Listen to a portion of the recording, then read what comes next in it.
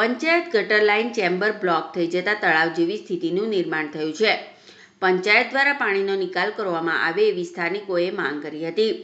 સોસાયટીઓમાં ઢીચણસમાં પાણી ભરાવા સાથે માનવ સર્જિત પૂરની સ્થિતિ જોવા મળી હતી.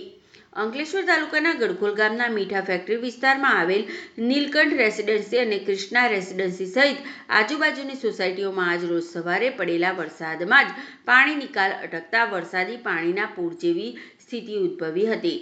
ગડખોલ પંચાયતની ડ્રેનેજ લાઇન ચોકઅપ થઈ જતા આ સ્થિતિ સર્જાઈ હતી અને સોસાયટી વિસ્તારમાં વરસાદી પાણીનો નિકાલ અટકી જતા પૂર જેવી સ્થિતિ જોવા મળી હતી.